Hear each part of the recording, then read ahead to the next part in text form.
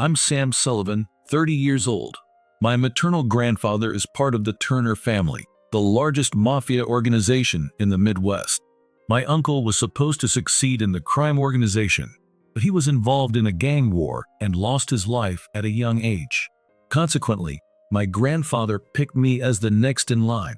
My parents instantly agreed with that idea and showed him full support.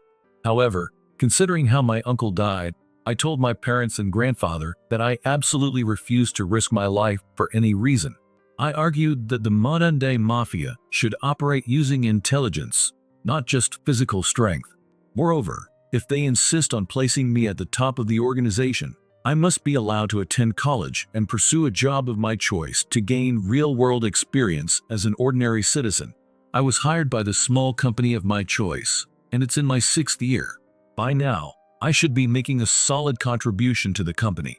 Then one day, I received an invitation to a high school reunion. Honestly, I don't have many fond memories of high school, but everyone's an adult now. Surely, we could enjoy some good drinks. The next boss of the largest crime organization in the Midwest, huh? It seemed John was irked by what I said, and I was ridiculed and beaten up in front of 70 people at the reunion. John was watching me lying on the floor. As I stood up, dusted off my suit, and looked sharply at John. Really? Who appointed you as the underboss? What? John was stunned, not understanding my words. It all started when I arrived at the hotel parking lot where the class reunion was being held. I wanted to stop by my home after work to change my outfit, but due to time constraints, I went directly to the venue in my business suit, using the vehicle I exclusively use for commuting. I was unsure if John parked next to me by chance or on purpose, but upon seeing me, he smirked like he used to in high school and began aggressively pounding on the hood of my car. Quite the small car, huh? He began mocking me. John's car parked next to mine was certainly a luxury European model. Meanwhile, mine was a light truck. Obviously, you can't see this kind of vehicle in the 5-star hotel parking lot. And what's with that worn-out suit and shoes? Looks downright poor. No, actually, I couldn't finish work in time and came straight from the office without changing. To be honest, I wanted to show off a bit since it was a reunion after a long time. Back then, I was an introvert and friendless loner, but now things are different. I've grown up and developed interpersonal skills. I didn't come here to be ridiculed like this. You probably don't even have a nice suit to change into, do you? Don't try to show off. John clearly didn't believe my story. I feel sorry for you. To think of a successful life, there are deep and unfillable gaps between us. Apparently, he was thinking that I was an incompetent low-income earner. He continued to treat me with a mocking attitude. His attitude was disgusting enough to make me feel like I was thrown back to my high school days when he mocked me excessively. At the venue, John was bragging about his luxury car, high-end watch, and designer suits, laughing at me to highlight his own stories. Hey Sullivan, bring more drinks here, we're running out of booze. John wanted to boss me around just like old times. Me? It seemed that my old bad habits hadn't completely left me, as I almost automatically obeyed his command. Who else but you? Look around. Everyone else is dressed up or wearing stylish branded suits. You don't deserve to sit at the same table. So just focus on serving us today, okay? My classmates at the same table looked at me as if I were something filthy. Prepare a glass of wine for every one of us. Hurry up. I decided it wasn't worth making a scene and turned away. I asked a nearby waiter for the wine and went to get my own food. When I came back to my seat, I found it occupied by someone else who was talking loudly with John in a disruptive manner. I quietly took a seat behind John so that he wouldn't notice me. But you guys seem to be living pretty well too, huh? Glancing around, I noticed that many of the people present were the same ones who used to boss me around in the past. It appeared that they had intentionally gathered around John, possibly in an effort to seek support from the mafia and connect with the future leader of the largest crime organization in the Midwest. They were trying to butter up. Oops. Just as I saw John stood up behind me, a red wine stain spreading on my white shirt.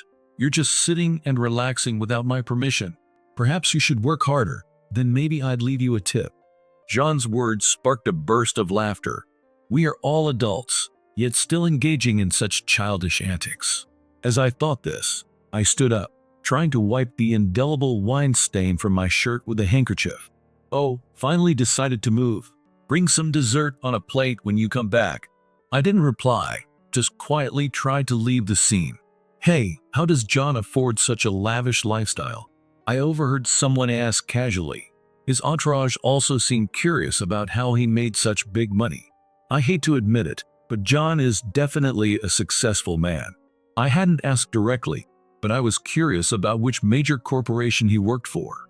John, drinking his wine, seemed to be in a good mood. He began to speak louder, ensuring all the classmates at the banquet could hear. I joined the Turner family right after high school. Someone whispering, "The Turner family, that's mafia, right?" Then John, who overheard it, began bragging. "Yes, the Turner family is the largest in the Midwest. I've worked my way up to a high-ranking position there. Now, I'm even being called the next boss. The incumbent boss has no heir, so that position has been vacant for a while. No doubt, I'll be the one to take it." His boisterous laughter filled the room, and I sighed inwardly. The crowd seemed taken aback by the mention of a mafia organization, a pretty normal reaction. If any of you ever have troubles, feel free to rely on me. Having friends who practice law or medicine would be reliable, but relying on the mafia? For what? Seeing him boast like that, I couldn't help but blurt out, "You, how dare you speak to me like that?" I should have quickly left the scene. I regretted as my muttered words apparently reached John's ears. John, his face turning red with anger, approached me. "Do you know I'm the next boss of the Turner family, largest organization in the Midwest?" He repeatedly bragged about his alleged connection with the mafia, as if he thought such statements would make people submissive. Then John grabbed me by the collar, uttered, "Who do you think you're talking to like that?" and beat me to a pulp in front of 70 people. No one could intervene. Eventually, John stopped beating me and I fell to the floor. I regularly work out to build strength, as my grandfather advised, but that doesn't mean it didn't hurt. Looking down at me, John, who can only solve things through violence, something I despise the most, I looked back at him with a cold stare. In the tense atmosphere, I stood up, brushing dust off my suit. Then, having reached my limit, I voiced what I had been holding back. "Really? Who appointed you as the underboss?" John, stunned by my words, looked taken aback. "What?" I sighed softly. "You've gone too far. I could be lenient if you're just making a fool of yourself with your bragging." John, looking confused by my words, came to realize he was being mocked, and his face increasingly contorted. "You, how dare you speak to me like that?" Once again, John attempted to beat me. "It was your turn to exercise restraint, but now it's my turn. I'll stand up to you," I said as he quickly lost his temper. "Darn, don't mess around." When he swung at me with a wide punch, I countered firmly. John made a sounds like a toad. The classmates around us couldn't help but stifle their chuckles. With that one punch, I felt I had properly returned the favor for what was done to me earlier. It was a good punch, but tough guy John, true to form, grimaced with pain, yet managed to stay on his feet. It was the first time John had taken a punch from me, and his eyes flickered in shock. He probably never imagined that I, an introverted and friendless loner from high school, could throw such a punch. Ever since I was formally appointed as the successor, my grandfather had me trained by the strongest members of the family, enduring rigorous sessions every night after my day job. I was very confident that I would not lose to John. This loser, no money, yet acting all high and mighty. "What are you talking about? I live just as well as you do." John snorted at my words. "I pity you for spending so much time pretending." No matter what I said, he wouldn't believe it. I sighed, feeling a bit tired from this exchange. "So, you're the next boss of the Turner family, the largest mafia in the Midwest?" "That's right. I live in a world you can't even imagine. Listen, you've been giving me attitude, but do you know you might not be able to walk in the sunlight from tomorrow?" I found myself amused, listening to how far John would spread his bluster. "Well, if you apologize now, beg for my forgiveness while kneeling down, I might go a bit easier on you. By the way, John, you're the high-ranking member of the Turner family mafia and the next boss to be, aren't you? You must be pretty favored by the boss, huh?" I bet everyone here wants to know about that. Meanwhile, John seemed excited and satisfied to draw significant attention from the reunion attendees. He obviously misunderstood that everyone was impressed by his alleged mafia connection and his status. Listen up. Even the top brass respects me, and the boss, who has no heir, treats me like his own son. Oh, the boss valued you so much you must have done some great work.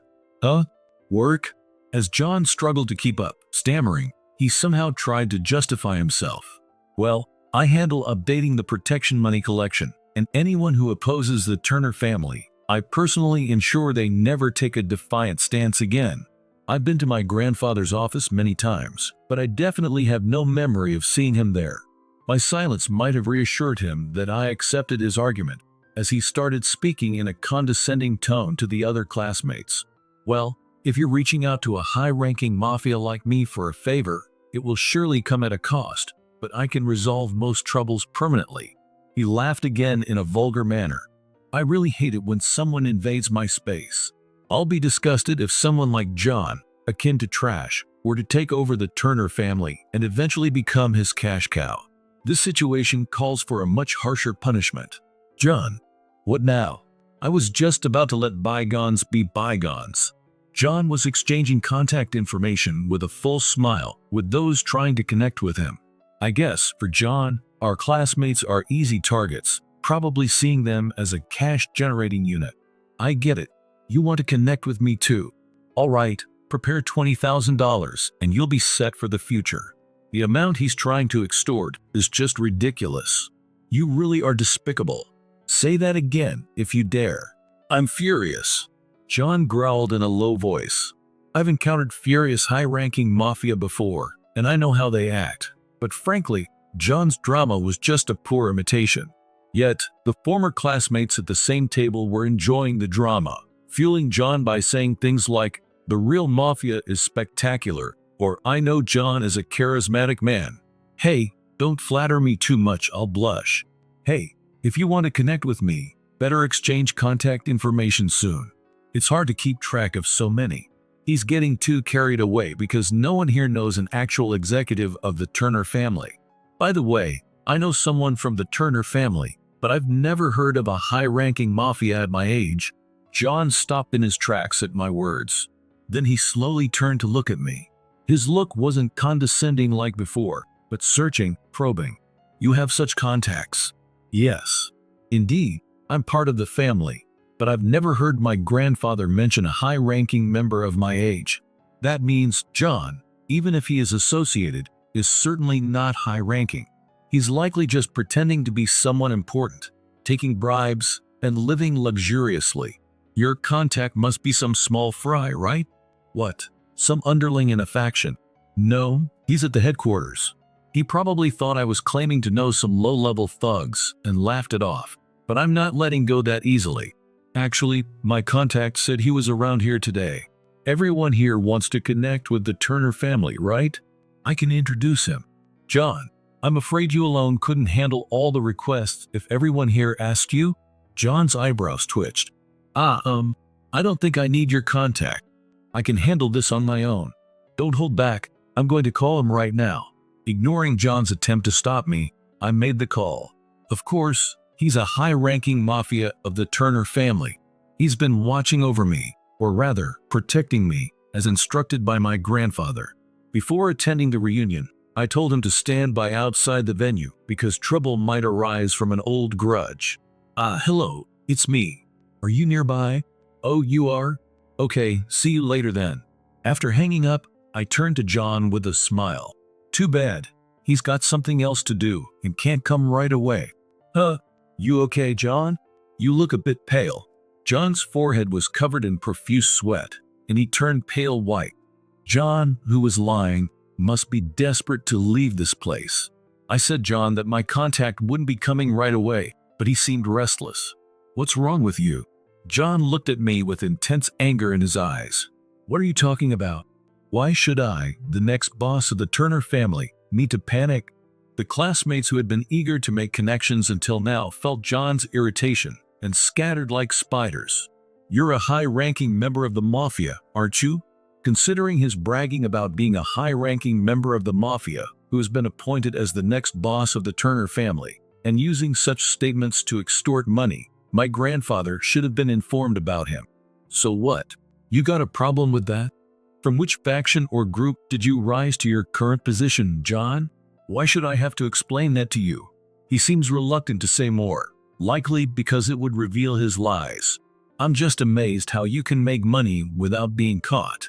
I was just impressed, thinking you've risen to be a high-ranking member at the headquarters. Someone with your capabilities must be well known in those circles. John's mouth twitched into a smirk. I realized as an adult how incredibly simple he is. So, you're the next boss of the Turner family, right? That's right. So, a loser like you shouldn't be talking to me so casually. Suddenly, his eyes glazed over, and his voice dropped. I know the real deal, and this doesn't impress me at all. That's what I want to know. What's that? Who appointed you as the next boss? I asked you before, didn't hear your answer. John looked at me as if he was about to mock me again. Got it. You want to be like me, right? Someone like you, a loser, becoming like me, that's hilarious. Hey, listen to this. Sam here is making me laugh. Laughter mocking me arose from all around again. Everyone started looking down on me once more. Laughter at my expense echoed endlessly around the venue. Listen up, with both ears. I know you won't believe this, but the boss of the Turner family is my grandfather. So I'm asking you who appointed you as his successor? I was speaking earnestly, but to John, it probably seemed like I was making a reckless lie. Hey, I almost believed you for a second there. It's funny, I thought, someone like you, a loner, having a contact in the Turner family who's the boss. John kept spewing insults because I wasn't responding. Your grandpa is the boss of the Turner family? Don't make me laugh. My anger was beyond boiling, my eyes glaring fiercely. Hey, John, you better stop mocking me. What now? You're going to say you're the next boss?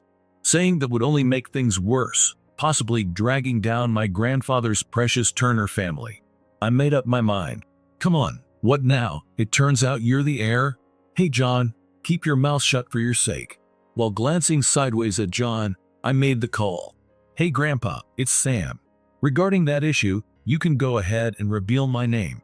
I'm planning to resign. Also, there's a guy here claiming to be the next boss of the Turner family. Yeah, I get it. I'll leave it to you. Thanks. After hanging up, I glared at John. What? Did you ask Grandpa, the boss, for something? Yeah, that's right. If leaving the successor's position vacant would result in such foolish people, then I should quit my job right away and take over from my grandfather. John, I've been keeping it a secret, but what now? You're going to say you're the heir and the next boss. Give it up. Who's going to believe a poor, unimpressive loner like you could be the next boss? This guy is hopeless. Whether you believe it or not doesn't matter to me. My grandfather is the boss of the largest mafia organization in the Midwest. John, I really am his grandson. John furrowed his brow. Not you. I'm the next boss. No matter how much your brothers respect you, or how much the boss dotes on you like a grandson, you won't be sitting in that seat. John paused for a moment, then suddenly burst into laughter. Man, what an actor. You really want to win against me that badly? John clearly couldn't believe my words. Enough with your drama. Let's call it a night. This loser has killed the mood. Hey, everyone, I'm paying for the next place. Let's go. The classmates, who had been holding their breath watching our exchange, let out a sigh of relief when John flashed some cash, and they happily followed him out of the venue. Meanwhile, they looked at me with pity and scorn. They're mocking me to the end, not believing me. The loner and busboy during high school days is now set to be the next boss of the largest mafia organization in the Midwest. It's hard to believe that. It'll all become clear when Grandpa arrives, though much will depend on John's behavior. I just hope Grandpa doesn't go overboard. I know Grandpa has a short temper, and he's very fond of his grandson. Just the thought of what he might do if someone tried something with me sends shivers down my spine. As I was thinking, the lobby became noisy. A hotel staff member hurried over to me. Are you Mr. Sullivan? Despite having run over, he wasn't out of breath. A true professional in hospitality. His badge read, General Manager. Yes, what is it? Mr. Turner is here in the lobby. I had just hung up the phone, but Grandpa really moves fast.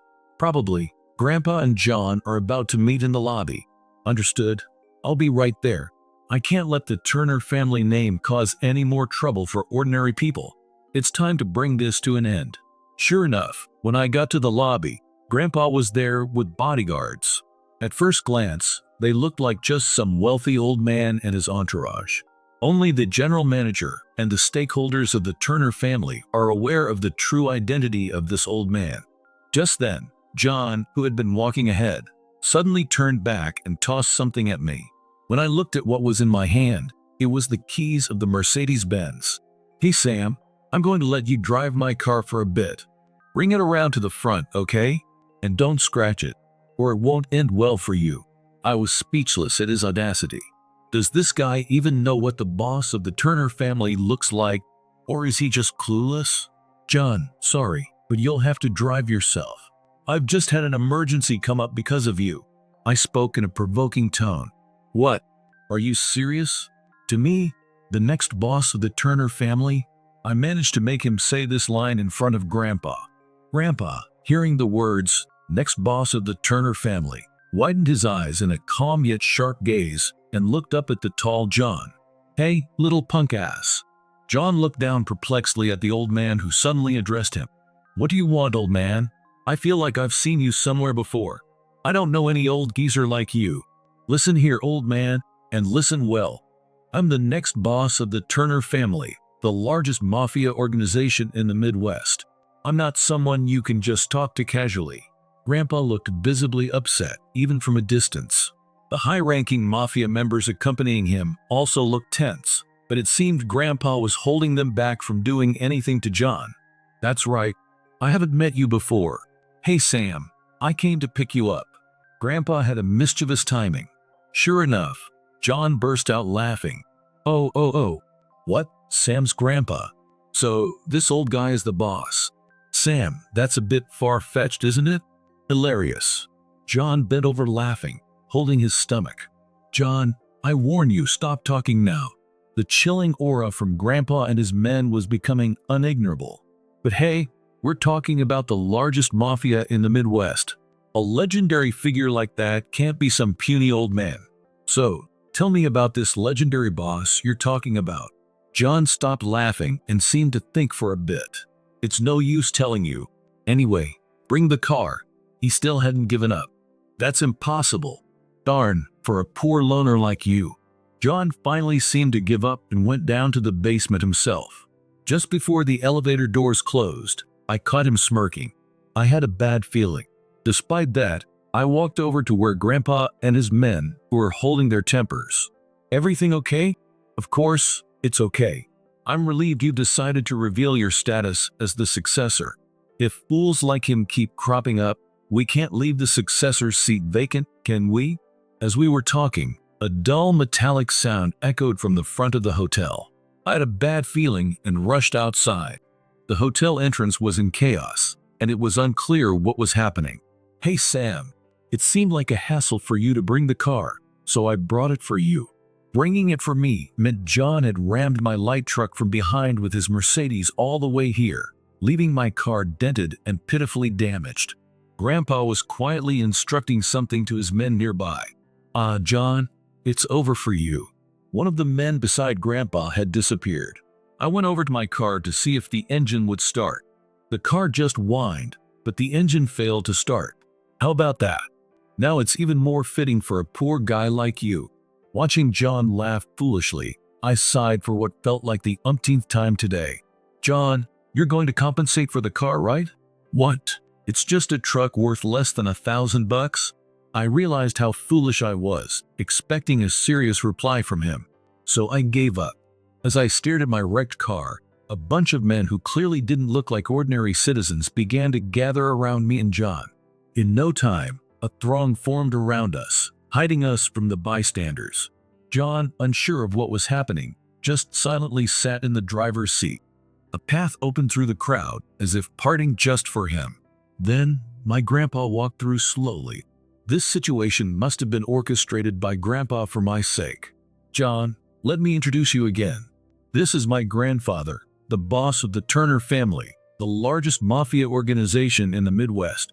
With so many unmistakably mafia-looking men around, he'd have to believe it. Seriously. Then you being the heir. Yeah, that's right.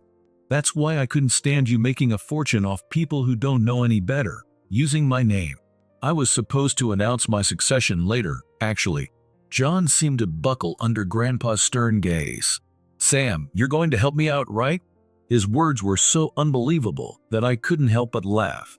You really think I would help you after all the times you've ridiculed people, and after what you did to me and my car? John looked around desperately for an escape as the crowd of mafia members closed in, but finding no way out, he hastily got out of the car and clung to my feet. Please, I'm begging you. This isn't going to end well for me, right? Help me out. Please. John knelt down, grabbing my pants, and begged for forgiveness. Hey, John, I used to beg like that too. You never listened to me even once. Well, now it's your turn to make amends for deceiving people. John was shaking, but I left the rest to Grandpa and watched as John was taken away by the mafia members. Later, it turned out John was from a different faction, and his boss ordered him to return all the money he had extorted using the family's name. I was relieved that his boss assured me they would conduct a thorough investigation into John's series of malicious acts and protect the name of the Turner family.